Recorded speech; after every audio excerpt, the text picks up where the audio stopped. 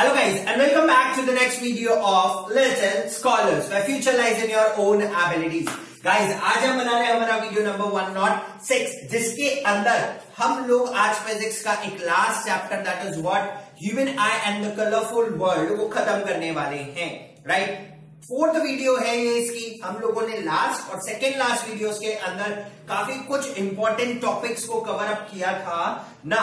In this video particularly 1 mark और 2 mark question आने के सबसे ज्यादा चांसेस हैं इस पर्टिकुलर वीडियो से.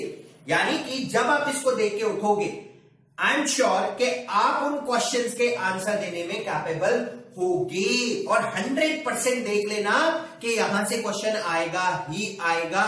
राइट, कंसेप्चुअल क्वेश्चन है, कंसेप्ट से नहीं जाना नहीं है घूम के. ठीक है, क्वेश्चन बहुत सिंपल लगेगा पूछने में भी देखने में भी, लेकिन उसका एक एग्जैक्ट आंसर जो पूरे 2 नंबर दे सकता है हम लोग यहां से करने वाले हैं. राइट, तो थोड़ी बहुत परफेक्शन जनरेट हो गया. आई नो सबको आंसर्स पता होंगे कि आज जो हम टॉपिक कवर अप करने वाले हैं उसके बारे में, बट परफेक्शन हम लोग अब डेवलप करने वाले हैं. राइट, तो चलिए आज के वीडियो के जो मेन टॉपिक रहेंगे that is what atmospheric refraction, जिसके अंदर हम लोग ट्विंकलिंग ऑफ द स्टार्स की बात करेंगे, advance sunrise and delayed sunset के बारे में बात करेंगे. नेक्स्ट टॉपिक जो आज की वीडियो का होगा that is what scattering of light.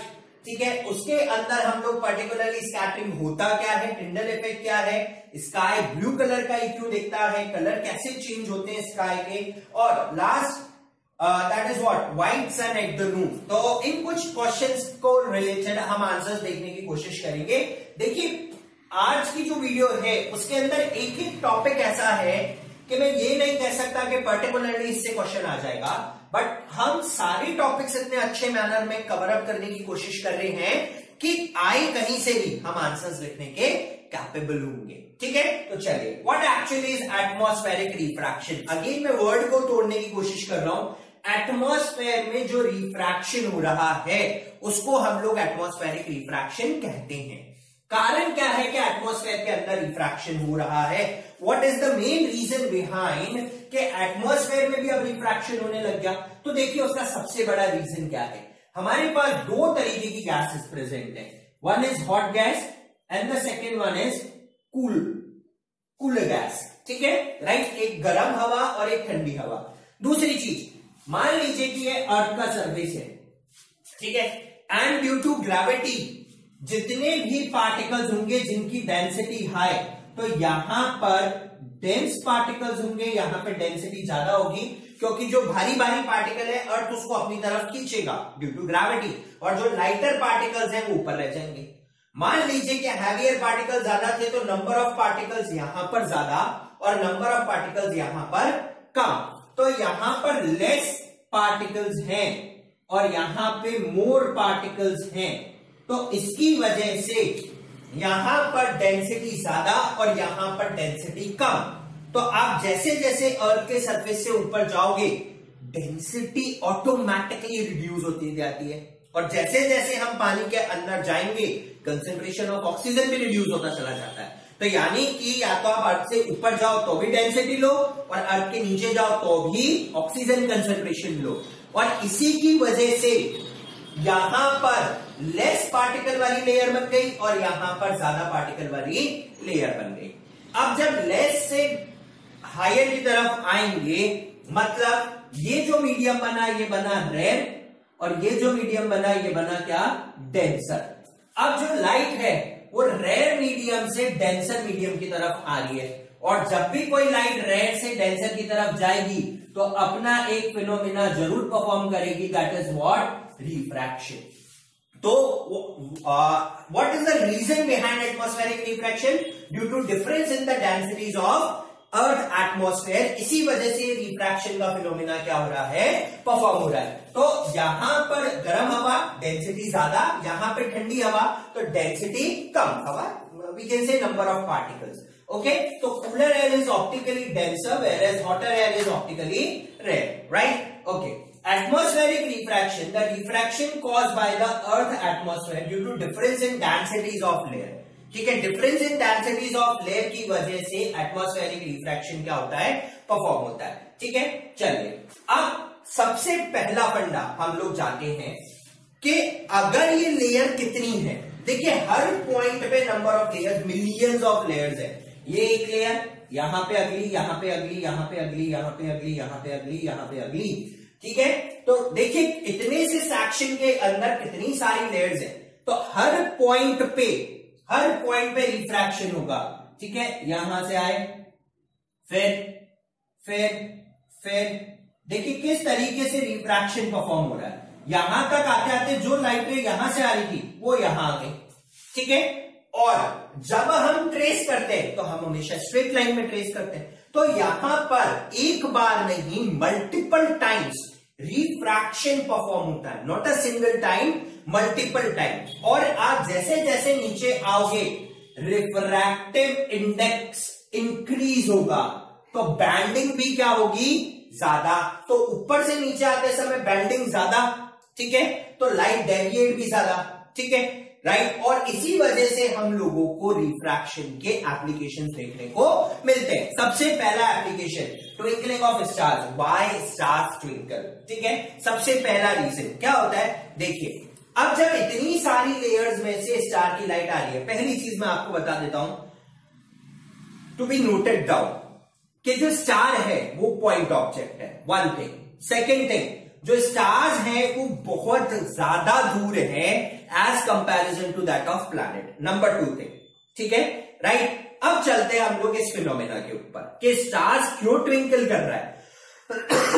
देखिए आप, ये लाइट आ रही है, स्टार्स जो एक पॉइंट ऑब्जेक्ट की तरह बिहेव करता है, उसके अंदर वाइब्रेशंस होंगे, ठीक है। जब किसी भी पॉइंट ऑब्जेक्ट से लाइट आती है और वो मल्टीपल रिफ्रैक्शन से पास होती है, तो उसके अंदर वाइब्रेशंस जनरेट होते हैं, और इन्हीं वाइब्रेशंस की वजह से एक बार जब ये लाइट अंदर एंटर हुई तो यहां पे वाइब्रेशंस, यहां पे वाइब्रेशन सेटअप हो रहे, ठीक है। और जब मल्टीपल वाइब्रेशंस यहां पर सेटअप होंगे तो उनकी वजह से कभी ऐसा हो सकता है कि हमारे पास आने वाली लाइट की इंटेंसिटी ज्यादा आए, और कभी ऐसा हो सकता है रिफ्रैक्शन इतना परफॉर्म नहीं हुआ, या डिम लाइट का फैक्टर रिफ्रैक्शन करके आया तो हमारे पास लेस लाइट आए। तो ड्यू टू दीज वाइब्रेशन, इन लेयर्स के जो वाइब्रेशन सेटअप होते हैं, इनकी वजह से कभी हमारे पास डिम लाइट आती है और कभी हमारे पास ब्राइट लाइट आती है, ठीक है। और हमें क्या लगता है, that stars are performing twinkling, ठीक है। तो यानी कि स्टार्स ट्विंकल कर रहे हैं, किस वजह से, due to vibration setup in the light that is coming from the stars by the multiple refractions, ठीक है।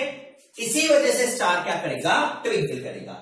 Star twinkle but planet do not, and this is the only reason कि जो प्लैनेट है वो जो है, पहली बात तो बहुत क्लोज है, फर्स्ट थिंग। सेकेंड थिंग, वो प्लैनेट बहुत सारे पॉइंट ऑब्जेक्ट्स का एक ग्रुप है, तो एक पॉइंट ऑब्जेक्ट होना और एक पॉइंट ऑब्जेक्ट का ग्रुप होना, ठीक है। तो अब जो प्लैनेट है उसका साइज कंपैरेटिवली आप ये मानो, और स्टार का साइज ये मानो। जब इतने बड़े सोर्स से लाइट आएगी तो यहां पर वाइब्रेशन सेट्स होने के चांसेस मिनिमम है, और बहुत कम वाइब्रेशंस होते हैं सेटअप। और इस पॉइंट सोर्स से आने वाली लाइट जो कि एक स्टार की तरह बिहेव कर रहा है, ये एक प्लैनेट की तरह बिहेव कर रहा है, इसमें बहुत सारे मल्टीपल वाइब्रेशन सेटअप होते हैं, और इसमें मल्टीपल वाइब्रेशन सेटअप नहीं हो पाते, ठीक है। रिफ्रैक्शन होगा लेकिन पॉइंट ऑब्जेक्ट की तरह बिहेव नहीं कर रहा, इसलिए वाइब्रेशंस कम है, इसीलिए प्लैनेट ट्विंकल नहीं करते और स्टार्स क्या करते हैं, ट्विंकल करते हैं, ठीक है, राइट। रिफ्रैक्शन दोनों में परफॉर्म होगा, बट प्लैनेट के बड़े साइज की वजह से इसके पार्टिकल्स में वाइब्रेशन सेटअप नहीं होता और स्टार्स में वाइब्रेशन सेटअप हो जाता है। Second, the star seems higher than they actually are. अब देखिए इसका क्या रीजन है। मान लीजिए यहां एक स्टार था, ठीक है, और जो पर्सन है वो यहां पे खड़ा है, ये लाइटें आई, जैसे ही ये नीचे आएगी रिफ्रैक्टिव इंडेक्स इंक्रीज होगा, तो इसके अंदर डेविएशंस भी क्या होंगे, इंक्रीज, और बेंडिंग भी क्या होगी, इंक्रीज टूवर्ड्स नॉर्मल, ठीक है। अब ये बेंडिंग हो रही है, देखिए यहां पे मल्टीपल बेंडिंग हुई, यहां पे भी बैंडिंग हुई और ये हमारे पास लाइट आई। बट हम लोग हमेशा लाइट को स्ट्रेट लाइन में ही देखते हैं, हम उसको बैंड होती हुई नहीं देखते। तो जब भी हम उसको स्ट्रेट लाइन में प्रोजेक्ट करेंगे तो देखिए स्ट्रेट लाइन में हम लोगों को कहां दिखेगी, यहां पर। तो जो स्टार यहां पे प्रेजेंट है ड्यू टू एटमॉस्फेरिक रिफ्रैक्शन, सबसे पहली चीज कि उसके ओरिजिनल पाथ में डेविएशन आ जाता है। क्यों? क्योंकि यहां पे multiple refraction, multiple deviation, multiple bending हो रही है हर पॉइंट पे, जिसकी वजह से ये लाइट बैंड होते होते इधर आई। और हम लोग कैसे पाथ में ट्रेस करते हैं, we always trace the light in a straight line path. इसी वजह से जो स्टार एक्चुअली यहां पर है हम लोगों को कहां दिखता है, यहां पे दिखता है, नंबर 1 रीजन। ठीक है, राइट। दूसरी चीज देखिए, लाइट ने इतना तो डिस्टेंस ट्रेवल किया बट बैंडिंग होने की वजह से इसका डिस्टेंस कम हो गया, बट हम तो उतना ही डिस्टेंस ट्रेवल करके वापस जाएंगे। तो इसीलिए जो स्टार यहां दिख रहा है एक्चुअली वो कंपैरेटिवली हायर पोजीशन पे दिखता है। ठीक है, क्योंकि यहां से जाने वाली लाइट पे कोई बैंडिंग नहीं है, लेकिन आने वाली लाइट के अंदर मल्टीपल बैंडिंग्स है। ठीक है, तो इसी वजह से the star seems higher than they actually are. ठीक है, second, advance sunrise and the delayed sunset. अब एडवांस सनराइज और डिलेड सनसेट का कंसेप्ट समझते हैं हम लोग। देखिए, this is earth and this is horizon. ठीक है, ये हॉरिजन है, यहां पे सन है और ये बहुत दूर है। ठीक है, यहां डेंसिटी कम और यहां डेंसिटी ज्यादा। तो जैसे ही ये लाइट रे यहां से आएगी, एक पर्सन यहां पे खड़ा हुआ है, दिस इज अर्थ एटमॉस्फेयर। ठीक है, ये अर्थ का एटमॉस्फेयर, ये लाइट रे आई यहां से। ठीक है, देखिएगा जैसे ये लाइट रे यहां से आई, अभी एटमॉस्फेयर नहीं था, अब इसमें बैंडिंग सेटअप हुई। ठीक है, और ये बैंड होते होते होते, देखिए जाना कैसे चाहिए था, ऐसे, बट ये बैंड होते होते होते होते हमारे पास पहुंची यहां पे। ठीक है, ड्यू टू एटमॉस्फेरिक रिफ्रैक्शन। अब हम इसको कैसे पाथ में प्रेडिक्ट करेंगे, बिल्कुल स्ट्रेट लाइन पाथ में। और हमने जब स्ट्रेट लाइन पाथ में इसको प्रेडिक्ट किया तो हम लोगों को सन कहां दिखा, यहां पे। इंस्टेड सन कहां था, अभी हॉरिजन से नीचे। ठीक है, तो due to multiple refraction, number 1, due to difference in densities of atmospheric layers. ठीक है, हम लोगों को जो सनराइज है, अभी जो सन हॉरिजन से नीचे है, हम लोगों को कहां दिखता है, हॉरिजॉन से ऊपर। और सिमिलर फंडा यहां पे भी चलता है। ठीक है, क्योंकि यहां से लाइट रेज आ रही होगी बैंड होते होते, और हम लोग अगेन स्ट्रेट पाथ में प्रेडिक्ट करेंगे। तो ये जो डिफरेंस है, this is near about 2 minutes, और 2 मिनट्स यहां पे ऐड होते हैं। तो टोटल जो सन है वो हमें 4 मिनट ज्यादा दिखता है एज कंपैरिजन टू एक्चुअली। ठीक है, तो देखिए कि यहां पर हॉरिजॉन से नीचे होने के बावजूद भी हम लोगों को सन कहां दिख रहा है, यहां पे ड्यू टू एटमॉस्फेरिक रिफ्रैक्शन। ठीक है, तो ये दो मेन हम ये बोल सकते हैं एप्लीकेशन हुए किसके, एटमॉस्फेरिक रिफ्रैक्शन के। अब हम चलते हैं नेक्स्ट के ऊपर, that is what scattering of light. And what actually the scattering of light means, देखिए लाइट क्या है, एक बहुत छोटी सी स्ट्रेट लाइन में चलने वाली चीज है। ठीक है, अगर एयर के अंदर पार्टिकल ना हो तो हम लोग लाइट को नहीं देख सकते, हम लोग एटमॉस्फेयर को नहीं देख सकते। क्यों? क्योंकि जब तक ये लाइट किसी चीज से टकराएगी नहीं और ये स्प्लिट होगी नहीं, टूटेगी नहीं, तब तक हम लोगों को उस जगह के बारे में कुछ भी देख पाना मुश्किल है। ठीक है, अगर मैं इस कमरे में अंधेरा कर दूं, लाइट नहीं है, तो मुझे क्या दिखेगा, डार्क। ठीक है, पार्टिकल्स प्रेजेंट है। ठीक है ना, देखिए ट्यूबलाइट कहां जल रही है, उस कोने पे, उस कोने पे, लेकिन पूरे कमरे में रोशनी दिख रही है। क्यों दिख रही है? क्योंकि यहां पे बहुत छोटे छोटे पार्टिकल्स प्रेजेंट है। ये लाइट आई, इससे टकराई और चारों डायरेक्शन में फैल गई, फिर आगे आई, फिर टकराई, फिर चारों डायरेक्शन में फैल गई। तो इस वजह से इस पूरे कमरे में रोशनी हो गई। लेकिन अगर उन पार्टिकल्स का साइज कंपैरेटिवली बड़ा होता, ठीक है, राइट, अगर उन पार्टिकल्स का साइज कंपैरेटिवली बड़ा होता तो वो उस लाइट को ब्रेक डाउन नहीं करते और हमें स्कैटरिंग देखने को नहीं मिलती। तो स्कैटरिंग इज बेसिकली लाइट का आना किसी बहुत छोटे पार्टिकल से टकराना और हर डायरेक्शन में उसका रैंडम स्प्लिट अप हो जाना, फैल जाना, इज नोन एज स्कैटरिंग।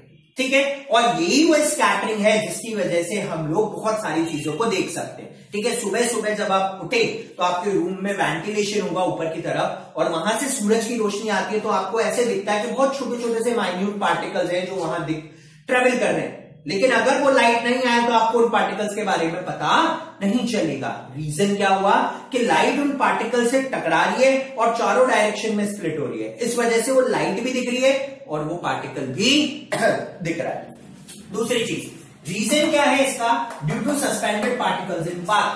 अगर पाथ में पार्टिकल्स ना हो तो हम लोगों को स्कैटरिंग नहीं दिखेगा। सबसे अच्छा एग्जाम्पल यूनिवर्स। अगर आप स्पेस में जाओ, वहां पार्टिकल्स नहीं है, सन की लाइट तो वहीं से आ रही है, वहां पार्टिकल्स नहीं है तो वो हमें बिल्कुल डार्क दिखता है। ठीक है, क्यों? क्योंकि वहां पे स्कैटरिंग जैसा फंडा नहीं चलता। ठीक है, तो अगर एटमॉस्फेयर के अंदर पार्टिकल्स प्रेजेंट ना हो तो स्कैटरिंग नहीं होगी। ठीक है, टिंडल इफेक्ट। टिंडल इफेक्ट का मतलब कि लाइट किसी मीडियम से पास हो रही है और उसमें पार्टिकल का साइज छोटा छोटा है और उससे टकराने के बाद हमें उस लाइट का पाथ दिख रहा है उस मीडियम में से। This particular effect is known as Tyndall effect. ठीक है, अगर पार्टिकल का साइज बड़ा होगा तो हम लोग टिंडल इफेक्ट ज्यादातर नहीं देख पाएंगे। कंपैरेटिवली ज्यादा छोटे में भी हम लोगों को पॉसिबल नहीं हो पाता, बड़े में फिर भी पॉसिबल हो पाता है, जैसे हम लोगों ने क्लास 9 में देखा था। तो किसी भी मीडियम से लाइट का पाथ हम लोगों को दिखना, that is known as Tyndall effect. ठीक है, देखिए व्हाई स्काई अपीयर्स ब्लू। सबसे पहला इफेक्ट स्कैटरिंग का, कि हमें स्काई ब्लू क्यों दिखता है जबकि व्हाइट लाइट के अंदर violet, indigo, blue, green, yellow, orange और रेड विद योर 7 कलर हैं। रेड क्यों नहीं दिखा, ऑरेंज क्यों नहीं दिखा, येलो, ग्रीन, ब्लू ही क्यों दिखा?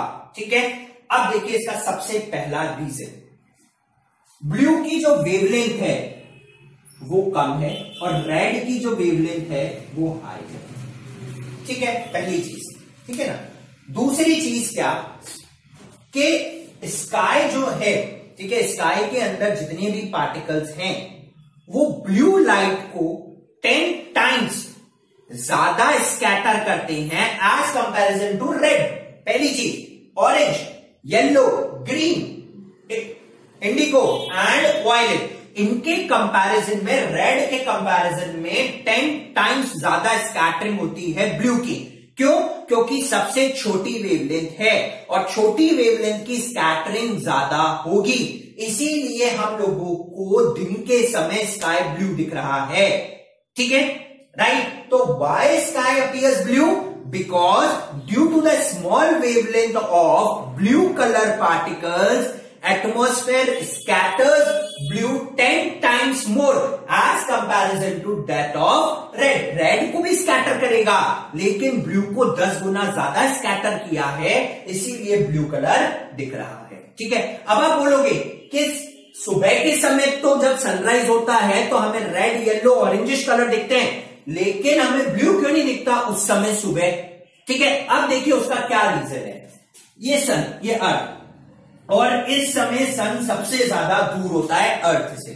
ठीक है, अगर छोटी वेवलेंथ की लाइट स्कैटर होगी, बिल्कुल होगी, ब्लू भी स्कैटर होगा, रेड भी होगा, ऑरेंज भी होगा, येलो भी होगा, लेकिन ब्लू की वेवलेंथ कम है, इसीलिए ये हमारी आईज तक नहीं पहुंच पाता और बीच में ही कहीं रुक जाता है। लेकिन रेड, ऑरेंज और येलो, इनकी वेवलेंथ ज्यादा होने की वजह से ये हमारे पास तक इजीली ट्रांसमिट करते हैं और हम इन्हें देख सकते हैं। इसीलिए हम लोगों को सनराइज होते समय और सनसेट होते समय रेड, येलोइश और ऑरेंजिश कलर का एटमॉस्फेयर दिखता है सन के आसपास, because at that particular time sun is at the maximum distance from the earth surface and due to the high wavelength of red, yellow or orange, they scatter less and reach the maximum distance. ठीक है, but blue scatter तो होगा लेकिन वो maximum distance travel नहीं कर पाएगा कम wavelength होने की वजह से, इसीलिए ब्लू लाइट नहीं दिखेगी। रेड कलर सिग्नल, रेड की वेवलेंथ सबसे ज्यादा है, तो सपोज कीजिए ये लाइट यहां से आ रही थी, ठीक है, ज्यादा से ज्यादा स्कैटर होते होते हम लोगों को ये लाइट कहां दिख सकती है, मैक्सिमम इतनी दूरी पर। बट अगर आप वॉयलेट लाइट देखें तो वॉयलेट लाइट सपोज कीजिए यहां आ रही है और स्कैटरिंग की वजह से डेविएशन सबसे ज्यादा होगा, तो जो वॉयलेट लाइट यहां थी हम लोगों को कहां दिखेगी, इस पोजीशन पे। तो अगर मुझे जाना है इस डायरेक्शन में, मैं कहां पहुंच जाऊंगा, यहां। तो मतलब जाना था तो चीन, लेकिन कहां पहुंच गए, जापान। तो इसीलिए वॉयलेट, इंडिगो, इन कलर्स के सिग्नल्स नहीं होते डेंजर सिग्नल्स। क्यों? क्योंकि इनकी वेवलेंथ सबसे कम होने के कारण इनमें डेविएशन मैक्सिमम्स होते हैं, और रेड कलर की वेवलेंथ सबसे ज्यादा होने के कारण उसमें डेविएशन सबसे कम होता है। तो रेड यहां है तो मैक्सिमम डिस्प्लेसमेंट इतना ही हो पाएगा, बट वॉयलेट इतना डिस्प्लेस। तो मैं अगर चाइना जा रहा हूं तो मैं कहां पहुंच जाऊंगा, जापान पहुंच जाऊंगा, ठीक है ना, right, okay. White sun at noon, this is the last topic.